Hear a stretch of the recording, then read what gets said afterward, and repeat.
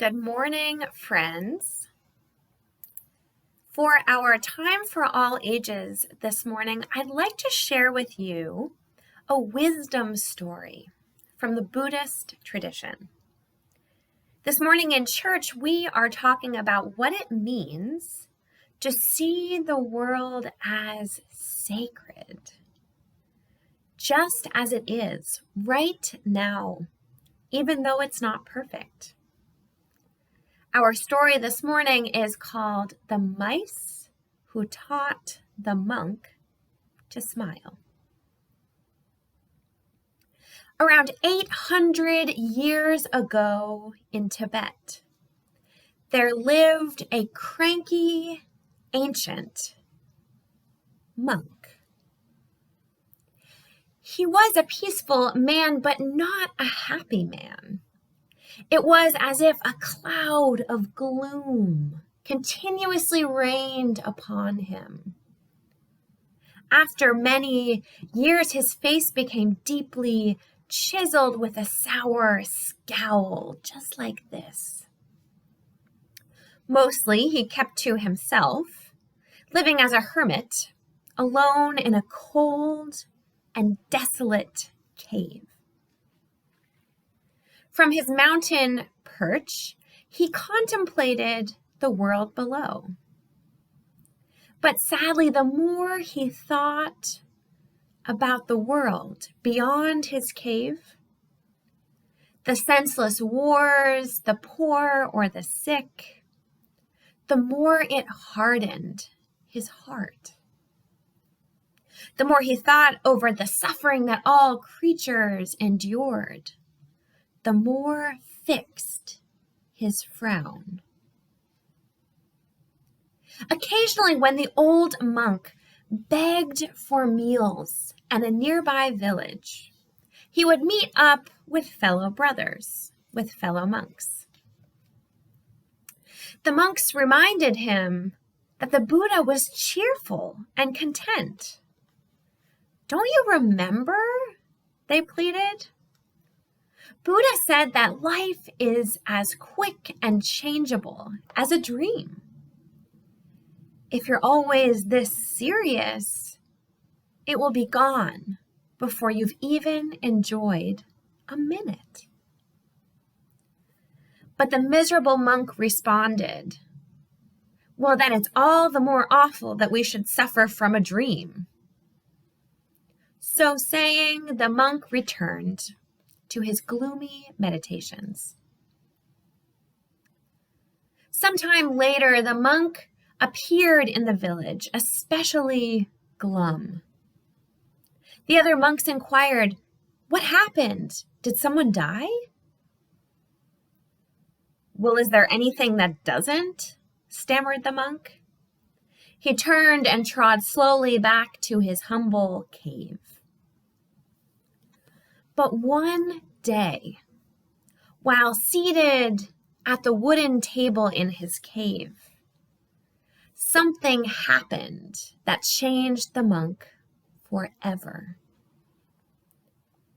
As part of his religion, he created mandalas, beautiful symbolic designs made from colored rice and semi-precious gems such as turquoise, garnet, and tiger eye.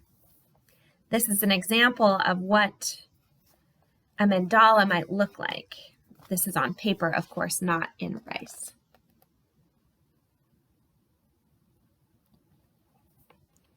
Just as the old man was arranging the bright colors into a lovely pattern, a mouse appeared on the tabletop.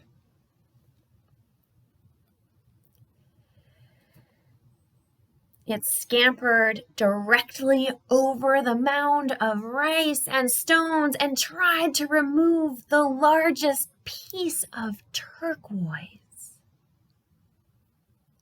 But the gem was too big for the little mouse. It wouldn't budge. It was stuck. "Furry little sir," the monk addressed to the mouse, Tell me your purpose. That blue stone is not a morsel of food. Why do you trouble yourself like this? But the mouse continued in its determined challenge to get the stone. Oh, you are just like a person, he whispered, watching the mouse with fascination. We also like to gather more things than we can possibly use. Then we fight wars over them. So beware the trouble you bring upon yourself, he cautions the mouse. Soon the mouse scuttled back across the table and down the table leg. It appears as if the mouse had listened to reason, the monk muttered to himself. But soon after, the mouse returned with another small accomplice, a friend. Working together, they managed to separate the large gem from the rice, push it over the edge of the table, and disappear with it. Just then, watching the remarkable feat of the two little mice, the old monk's scowl broke. It began as a slight yet irresistible upwards pull of the corners of his mouth. It spread to a noticeable twinkle in his eyes, and at last his frown turned into a full-blown grin. The first in many, many years. It seems that even mice follow their heart's desire, whether it makes sense or not. He whispered a small prayer.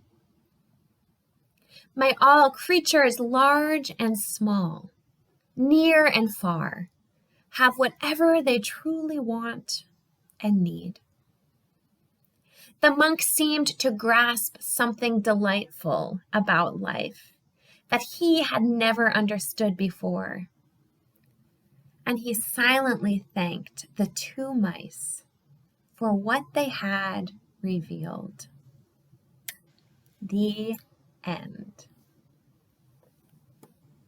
So in this story, we have this very angry, sad, frustrated monk.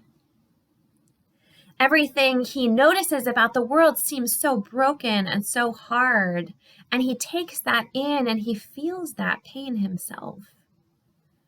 But these tiny little mice, in their quest to pull this precious stone out of the pile of rice, remind the monk that even when things are broken and hard, even when he's feeling frustrated or sad or alone or angry, there are still reasons to smile. If we notice, if we be present, if we look for the mice scuttling around in our lives, figuratively and maybe even literally.